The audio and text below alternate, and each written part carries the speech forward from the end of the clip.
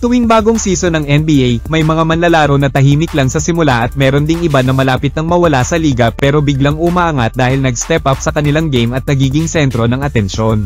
Sila ang tinatawag na unexpected rising stars sa mga atleta na nagpakita ng galing na hindi inaasahan. Narito ang mga NBA players this season na biglang nag-step up sa kanilang game at nagpakita ng outstanding performance sa kanilang team na sa una ay hindi mo inaasahang mangyayari. Dyson Daniels. Si Daniels ay isang Australian guard ng Atlanta Hawks na nag-breakout this season sa pamamagitan ng dramatikong pagtaas ng kanyang laro sa depensa at opensa. Sa kanyang ikatlong NBA season at unang buong season bilang starter sa Hawks, naitala niya ang career highs na 14.1 points, 5.9 rebounds, at 4.4 assists bawat laro at nanguna sa liga sa steals na 3.0 kada laro. Ang kanyang depensang pagiging agresibo, kasama ang record ng deflections ay nagbigay ng panibagong dimensyon sa kanyang laro. Bukod dito, nagpakita rin siya ng mas kumpiyansang opensa at mas mahusay na desisyon sa paghawak ng bola. Bagamat hindi siya ipinanganak bilang scoring hero, ang malaking leap niya ay naging sorpresa sa marami. Ang kanyang kahusayan sa parehong dulo ng court ay nagbigay ng bagong perspektibo sa kanyang kahalagahan sa Hawks. Dahil dito, si Daniels ay kinikilala ngayon bilang isa sa mga pinakakapanabik na batang guard sa liga.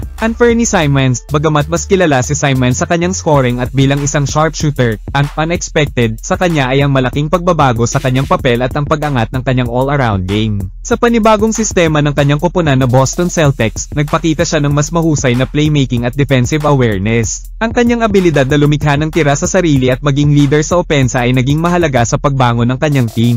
Ipinakita ni Simons na hindi lang siya puro puntos kundi kaya rin niyang tumulong sa iba't ibang aspeto ng laro. Ang kanyang pag-unlad ay nagpapatunay na may mas mataas pa siyang antas na mararating. Sa ganitong konteksto, siya ay maaaring ituring na isang dark horse, rising star na patuloy na umangat. Josh Giddey. Isa pang Australian na tumataas ang bituin, si Giddey ay nagkaroon ng mas kapansin-pansing pag-angat noong this season sa tabi ng kanyang bagong koponan na Chicago Bulls. Sa season na ito, umabot siya sa average na 23 points, 10 rebounds, at 9 assists bawat laro, kasama ang career best 3-point shooting na 37.8%.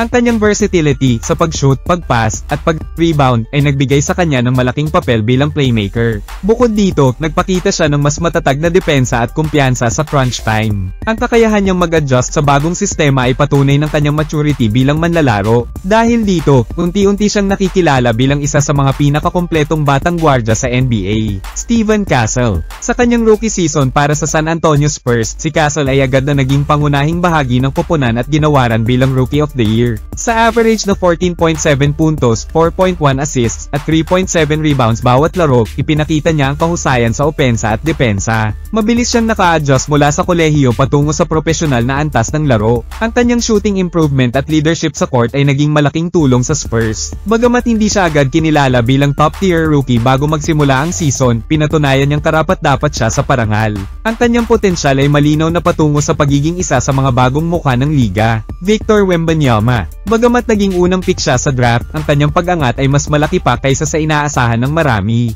Sa kanyang debut season sa Spurs, nag-average siya ng 21.4 points, 10.6 rebounds, at 3.6 blocks bawat laro at naging unanimous Rookie of the Year. Pero this season ay umangat ng todo ang laro ni Wemby na may 25 points, 12 rebounds, at 3 blocks per game. Ang kanyang kakaibang kombinasyon ng height, agility, at skills ay nagbigay ng bagong imahe sa modernong big man. Nakakagulat kung gaano siya kahusay sa depensa at kung paano siya nakakasabay sa bilis ng mga guard. Bukod dito, naging inspirasyon siya sa mga batang manlalaro sa buong mundo. Sa maikling panahon pa lamang sa NBA, napatunayan niyang kaya niyang baguhin ang takbo ng laro. Si Wembanyama ay hindi lang rising star, isa na siyang bagong mukha ng hinaharap ng basketball.